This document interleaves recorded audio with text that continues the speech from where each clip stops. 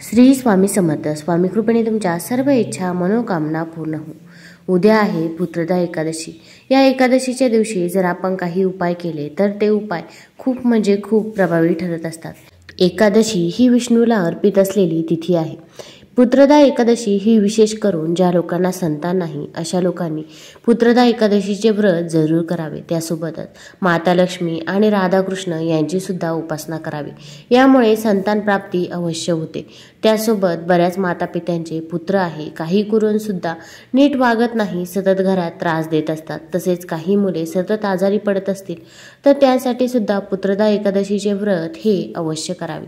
आणि ज्यांना हे व्रत करणे शक्य नाही त्यांनी कोणत्या गोष्टी कराव्या ही सर्व माहिती मी आज तुम्हाला या व्हिडिओमधून देणार आहे. तुम्ही चॅनलवरती प्रथमच व्हिडिओ बघत असाल तर चॅनलला लाईक करा आणि सबस्क्राईब देखील करा. कमेंटमध्ये श्री स्वामी समर्थ जरूर लिहा. त्यासोबतच बऱ्याच जणांना आर्थिक समस्या जाणवत असतात. आलेला पैसा घरात टिकत नाही, पैसा येण्याचे मार्ग दिसत नसतील अशा लोकांनी सुद्धा हे पुत्रदा एकादशीचे व्रत अवश्य करावे.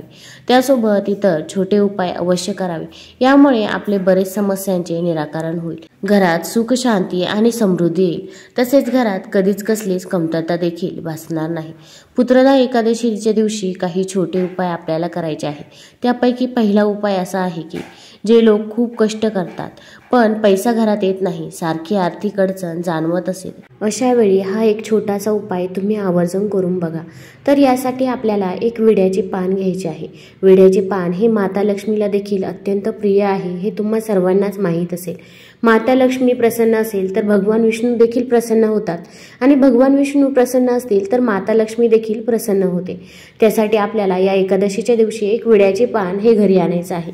विड्याचे पान घरी आणल्यानंतर आपल्याला प्रथम ते स्वच्छ धुवून घ्यायचं आहे. तुमच्याकडे जर गंगाजल असेल तर पाण्यात मध्ये धुवून थेंब गंगाजल टाकून त्याने तुम्ही धुवू शकता, किंवा गंगाजल नसेल तर तुम्ही स्वच्छ जलाने देखील हे पान धुवू शकता. आपण या दिवशी सकाळीच उठायचे आहे. अगदी ब्रह्ममुहूर्तावरती उठले तरी पण चालेल. आपण जेव्हा ब्रह्ममुहूर्तावरती सेवा करत असतो तेव्हा ही सेवा खूप फलदायी ठरत असते. त्यानंतर आपल्याला आंघोळ झाल्यानंतर पिवळे वस्त्र हे परिधान करायचे आहे. भगवान विष्णूंना पिवळा रंग हा अत्यंत प्रिय आहे. तसेच एकादशीच्या दिवशी जर आपण पिवळ्या रंगाचे कपडे घातले तर आपला गुरुग्रह देखील बळकट होत असतो व भगवान विष्णूंचा देखील आपल्याला आशीर्वाद हा प्राप्त होत असतो. त्यानंतर आपल्याला भगवान विष्णूंची विधिवत पूजा करायची आहे. तसेच माता लक्ष्मीची देखील पूजा करायची आहे.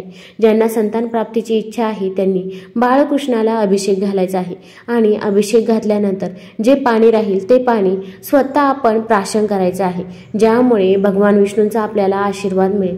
आपण जेव्हा बाळकृष्णांना अभिषेक घालत असतो तेव्हा आपण ओम नमो भगवते वासुदेवाय नमः, ओम नमो भगवते वासुदेवाय नमः या मंत्राचा जप हा आवर्जून करायचा आहे. नंतर आपल्याला हे विड्याचे पान घ्यायचे आहे. विड्याचे पान स्वच्छ धुवून घेतल्यानंतर तुमच्या घरामध्ये जर चंदन असेल तर चंदन घ्यायचं आहे आणि चंदन नसेल तर तुम्ही हळद घेतली तरी पण चालेल. आपल्याला या विड्याच्या पानावर श्री असा शब्द लिहायचा आहे. हा श्री शब्द लिहिल्यानंतर आपल्याला हे विड्याचे पान भगवान विष्णूंना अर्पण करायचे आहे. अर्पण करताना एक गोष्ट लक्षात ठेवायची आहे की ज्या विड्याचा पानाचा देठ आहे तो भगवान विष्णूंकडे झाला पाहिजे आणि जे टोक आहे ते आपल्याकडे राहिले पाहिजे. मग तुमच्याकडे भगवान विष्णूंचा फोटो किंवा मूर्ती नसेल तर तुम्ही बाळकृष्णाच्या फोटोसमोर किंवा मूर्तीसमोर ठेवू शकता. बाळकृष्णाचाही नसेल तर तुम्ही श्री स्वामी समर्थ महाराजांच्या फोटो किंवा मूर्तीसमोर जरी हे पान ठेवलं तरी पण चालेल. तसेच तुम्ही ओम विष्णवे नमः हा मंत्र देखील लिहू शकता, कारण की भगवान विष्णूंचे हे नाव आहे. यामुळे देखील आपल्याला खूप फायदे हे नक्कीच होत असतात. हे पान अर्पण केल्यानंतर आपल्याला भगवान विष्णूंच्या ओम नमो भगवते वासुदेवाय नमः, ओम नमो भगवते वासुदेवाय नमः या मंत्राचा जप करायचा आहे. किंवा तुम्ही ओम नारायणाय विद्महे वासुदेवाय धीमहि तन्नो विष्णू प्रचोदयात या दोन्हींपैकी एका मंत्राचा आपल्याला जप करायचा आहे.